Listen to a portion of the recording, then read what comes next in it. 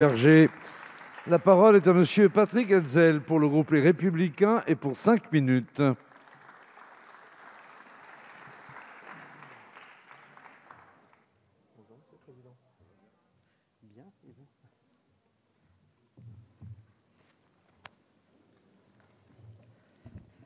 Monsieur le Président, Monsieur le Ministre, mes chers collègues, au terme de ce débat concernant le projet de loi bioéthique, je tiens à rappeler une nouvelle fois que ce texte va conduire à de multiples franchissements de lignes rouges éthiques et débouche sur un moins-disant éthique évident.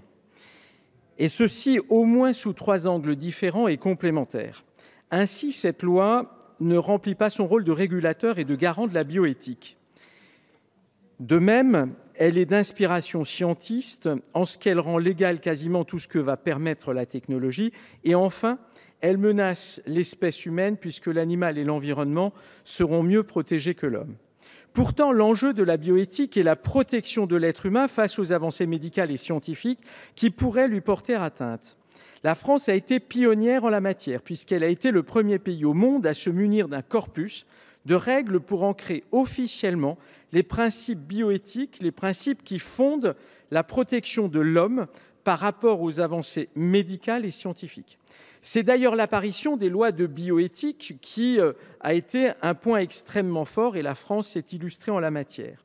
Encadrer les progrès de la science et de la médecine pour en éviter les dérives, tel est normalement l'objectif des lois de bioéthique.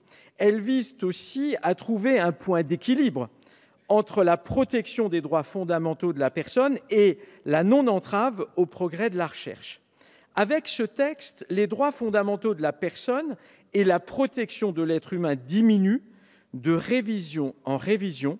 Le principe d'ordre public posé par l'article 16 du Code civil qui dit, et je cite, « La loi assure la primauté de la personne, interdit toute atteinte à la dignité de celle-ci et garantit le respect de l'être humain dès le commencement de sa vie », perd de plus en plus de sa consistance. La compétitivité internationale, la sécurité juridique des chercheurs, le besoin de développer les connaissances sont les arguments premiers qui ont été repris à de nombreuses reprises, tandis que la question de la protection de l'être humain est hélas de plus en plus devenue secondaire et nous l'avons vu au cours de ce débat. Ce projet de loi contribue à ce renversement inédit des priorités et c'est une rupture très forte par rapport à d'autres textes en matière de bioéthique. Cette absence de régulation modifie la nature même du projet de loi. Ce projet de loi n'est plus bioéthique, il est hélas d'inspiration scientiste. Sans prendre en compte la réalité anthropologique de l'embryon humain, la loi valide toutes les nouveautés de la science.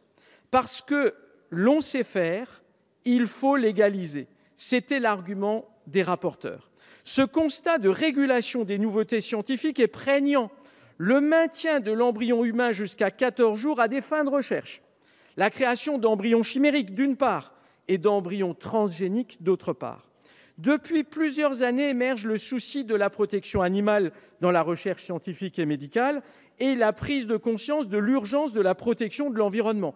Tout cela est de plus en plus fort. Ces soucis sont nobles et relèvent de notre responsabilité collective, mais force est de constater que dans le domaine pharmacologique, par exemple, l'animal est désormais mieux protégé que l'embryon humain et ses cellules souches embryonnaires humaines. Là encore, cela devrait nous interroger.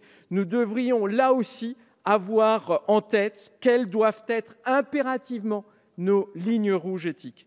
Parmi les choses particulièrement décevantes, il convient de préciser que la majorité porte la responsabilité de n'avoir pas explicitement voulu inscrire certains interdits dans le texte, et on peut d'ailleurs s'interroger pourquoi ce refus, comme par exemple l'interdit de la GPA. Pourquoi ne l'avons-nous pas explicitement inscrit dans le texte de loi? Ou encore l'interdit strict de toute forme d'eugénisme. Ce sont des valeurs humaines fondamentales.